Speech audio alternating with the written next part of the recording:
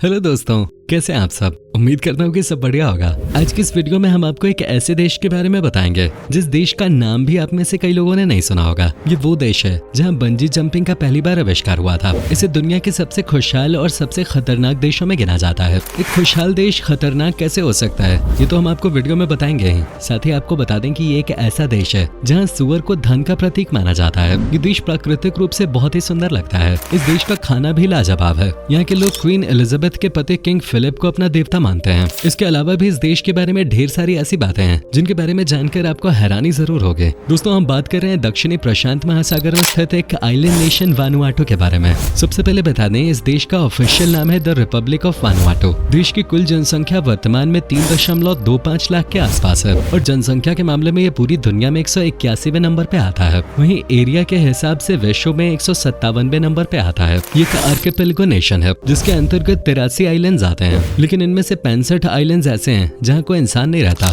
वानुआटू Australia से 1750 kilometre की दूरी पर स्थित है। पोर्ट विला इस देश की राजधानी और सबसे बड़ा शहर है। यहाँ आप देर रात तक पार्टी का मजा ले सकते हैं। वानुआटू एक ऐसा देश है जिसके ऊपर एक साथ एक ही समय पर ब्रिटेन और फ्रांस दोनों ने हुकूमत की थी। 30 जुलाई सन 1980 को इस देश ने ब्रिटेन और फ्रांस से आजादी प्राप्त की थी, लेकिन आज भी ब्रिटेन और फ्रांस के कल्चर और संस्कृति की झलक यहाँ पर देखने को मिल जाती है। वानुआटू का मेन ऑफिशियल लैंग्वेज बिस्लामा है, लेकिन इंग्लिश और फ्रेंच का इस्तेमाल भी लोग करते हैं। इसके अलावा कुल 145 प्रकार की भाषाएं वानुआटू देश में बोली जाती हैं। इसी से आप अंदाजा लगा सकते हैं कि वानुआटू देश में कितनी डाइवर्सिटी है। वानुआटू का पुराना नाम न्यू हेब्रिड्स था, लेकिन आजादी के बाद इस देश ने अपना नाम बदलकर वानुआटू रख लिया। वानुआटू में 93% लोग ईसाई धर्म को मानते हैं, तो वहीं 4% लोग स्थानीय फोक रिलीजन को मानते हैं। पढ़ाई लिखाई के क्षेत्र में वानुआटू के लोग काफी ध्यान दे रहे हैं और आज के समय में इस देश का लिटरेसी रेट 88% के आसपास है। दोस्तों, वानुआटू का इतिहास हजारों साल पुराना है। इतिहासकारों की माने तो लगभग 3300 साल पहले लोगों ने इस आइलैंड पे आकर बसना शुरू किया था। 17वीं शताब्दी के दौरान यूरोपीय देश के लोगों ने वानुआटू आइलैंड की खोज की और कुछ समय बाद इस देश को अपना गुलाम बना लिया। वानुआटू की गिनती दुनिया के गरीब देशों में की जाती है। ये देश आज तक $1 बिलियन की जीडीपी का आंकड़ा भी पार नहीं कर पाया है। हालांकि पर कैपिटा इनकम के मामले में देश की स्थिति बहुत ज्यादा बुरी नहीं कही जा सकती। वानुआटू के लोगों की जीडीपी पर कैपिटा इनकम $2,980 के आसपास है, जो भारत के पर कैपिटा इनकम से ज्यादा है। 1980 में आजादी मिलने के बाद से फ्रांस, ब्रिटेन, ऑस्ट्रेलिया और न्यूजीलैंड जैसे देशों ने वानुआटू के विकास में काफी मदद की है। आज वानुआटू ने कई देशों से कर्ज लिया हुआ है और इस देश का कुल कर्ज इसकी जीडीपी का 45% है। हैप्पी प्लैनेट इंडेक्स ने वानुआटू को दुनिया का चौथा सबसे खुशहाल देश घोषित किया था। भले इस देश के लोगों के पास पैसा बहुत ज्यादा नहीं है, लेकिन यहाँ के लोग फिर भी एक खुशहाल जिंदगी व्यतीत करते हैं। सभी लोग आपस में मिलकर रहते हैं, तरह तरह के त्योहार मनाते हैं और किसी बात की टेंशन नहीं लेते। लेकिन साथ ही वानुआटू की गिनती दुनिया के सबसे खतरनाक देशों में भी की जाती है। हालांकि घबराने की कोई बात नहीं है, यहाँ पर कोई लूटपाट या मर्डर नहीं होता है, बल्कि ये खतरा नेचुरल डिजास्टर्स का है। वानुआटू पैसिफिक रिंग्स ऑफ फायर के पास बसा हुआ है, जिसके कारण यहाँ के द्वीपों पर कई सक्रिय ज्वालामुखी मौजूद हैं। इनमें सबसे खतरनाक ज्वालामुखी माउंट यासुर को माना जाता है। इसके अलावा अर्थक्वेक्स, स्टॉर्म्स, फ्लड्स, ड्राउट्स और बढ़ते समुद्री जल स्तर के कारण भी वानुआटू के अस्तित्व पर खतरा मंडराता रहता है। वानुआटू दुनिया के सबसे सक्रिय ज्वालामुखियों में से एक का घर है। वोल्केनिक एक्सप्लोजिविटी इंडेक्स के अनुसार हाल के जियोलॉजिकल हिस्ट्री में सबसे बड़े वोल्केनिक एक्सप्लोजन की रैंकिंग में यहाँ का एम्ब्रियम वर्तमान में दूसरे स्थान पर है। दोस्तों, वानुआटू में याओ हनाने नाम के कबीले के लोग इंग्लैंड की महारानी क्वीन एलिजाबेथ के पति किंग फिलिप को अपना देवता मानते हैं। उनका मानना है कि देवता के बेटे आएंगे और वो किसी बड़े घर की राजकुमारी से विवाह करेंगे। सन 1974 में क्वीन एलिजाबेथ और किंग फिलिप ने वानुआटू आइलैंड का दौरा भी किया था। इस दौरान उन्होंने वहां के कबीलों के लोगों से मुलाकात की थी। कबीले के लोग महारानी और किंग को देखकर खुशी के मारे पागल हो गए थे। किंग ने उन सभी लोगों को ढेर सारे गिफ्ट्स भिजवाए थे, जिसमें दस्तखत की हुई एक तस्वीर भी शामिल थे। उस तस्वीर को आज भी वानुआटू के लोगों ने संभाल कर रखा हुआ है। आज दुनिया के कोने कोने में बंजी जंपिंग को लेकर एक जबरदस्त क्रेज देखा जाता है, लेकिन बहुत कम लोग ये बात जानते हैं कि आखिरकार बंजी जंपिंग का आविष्कार कहाँ हुआ था। कई लोगों का मानना है कि न्यूजीलैंड में सबसे पहले बंजी जंपिंग का आविष्कार किया गया था, लेकिन असल में वानुआटू के लोग सैकड़ों सालों से बंजी जंपिंग करते आ रहे हैं। बंजी जंपिंग वानुआटू के लोगों की एक परंपरा का हिस्सा है और यहाँ पर इसे नांगोल के नाम से जाना जाता है। इसमें लकड़ी के बड़े बड़े टावर्स खड़े किए जाते हैं और रस्सी की जगह लोग पैरों में पेड़ों की बेल बांधकर ऊंचाई से छलांग लगाया करते हैं। आज भी वानुआटू के लोग इस परंपरा का पालन करते हैं। वानुआटू के बारे में एक अजीब लेकिन मजेदार बात यह है कि यहाँ के लोग सुअर को धन का प्रतीक मानते हैं और कोई भी शुभ काम करने से पहले सुअर की बलि चढ़ाते हैं। यहाँ के लोगों का मानना है कि सुअर की बलि चढ़ाने से उनके पास पैसा पैसा आएगा और उनके देवता खुश होंगे। आज लोग अपने घरों के बाहर या कमरे के बाहर नो एंट्री का बोर्ड लगाते हैं, लेकिन वैनुआटू के लोग अपने गेट पे टबू लिखते हैं और जहाँ पर ये बोर्ड लगा होता है वहाँ पर कोई भी व्यक्ति प्रवेश नहीं कर सकता। अगर बिना इजाजत किसी व्यक्ति ने टबू लिखे बोर्ड को नजरअंदाज कर कमरे में प्रवेश किया तो सजा के तौर पर उससे कई सुअर मांगे जा सकते हैं। इतना ही नहीं, बिना वजह के इस नियम का उल्लंघन करने पर मौत की सजा भी दी जा सकती है।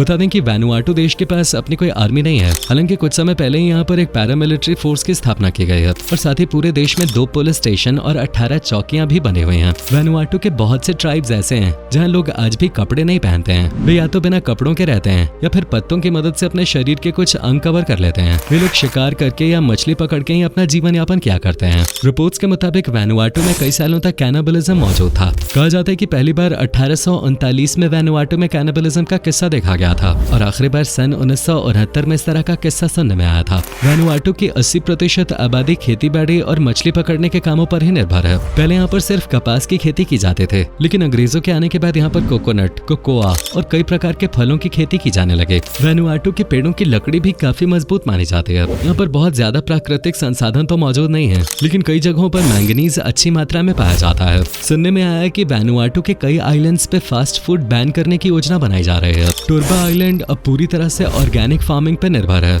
और प्रशासन का कहना है कि लोगों की सेहत को ध्यान में रखते हुए कई कड़े नियम भविष्य में लिए जाएंगे। वैनुआटू अपने लाजवाब खाने के लिए भी प्रसिद्ध है। अगर आपको नॉनवेज और सी फूड पसंद है तो ये देश आपके लिए किसी जन्नत से कम नहीं है। लैप डिश इस देश की नेशनल और पारंपरिक डिश है। ये एक प्रकार का वेजिटेबल पेस्ट होता है। सब्जियों के साथ कोकोनट मिल्क और मीट को मिलाकर इसे बनाया जाता है और केले के पत्ते पर रखकर इसे परोसा जाता है। इसके अलावा कावा ड्रिंक यहाँ के लोग काफी पसंद करते हैं। इस ड्रिंक में थोड़ा सा नशा भी होता है। अगर आप कभी वैनुआटू जाएं तो कोई भी आपको कावा ड्रिंक ऑफर करे तो उसे मना न करें, क्योंकि इस ड्रिंक को मना करना यहाँ गलत समझा जाता है। लोग सोचते हैं कि आप उनकी दोस्ती को ठुकरा रहे हो। वैनुआटू की अन्य प्रसिद्ध डिशेज में तुलुक coconut fish curry, Vanuatu coconut cake, simboro coconut crab और पुलेट फिश आदि शामिल हैं। दोस्तों, आपने दुनिया भर में अलग अलग अंडरग्राउंड रेस्टोरेंट्स और होटल्स के बारे में तो सुना होगा, लेकिन वैनुआटू में दुनिया का इकलौता अंडर वाटर पोस्ट ऑफिस बना हुआ है। जी हाँ, बिल्कुल सही सुना आपने। लोग इस पोस्ट ऑफिस का इस्तेमाल भी करते हैं। इसके लिए वाटरप्रूफ पेपर और इंक का इस्तेमाल किया जाता है और डाइव करके पोस्ट ऑफिस तक पहुंचा जाता है। पोस्ट ऑफिस में सुबह से शाम तक एक ऑफिसर भी मौजूद रहता है।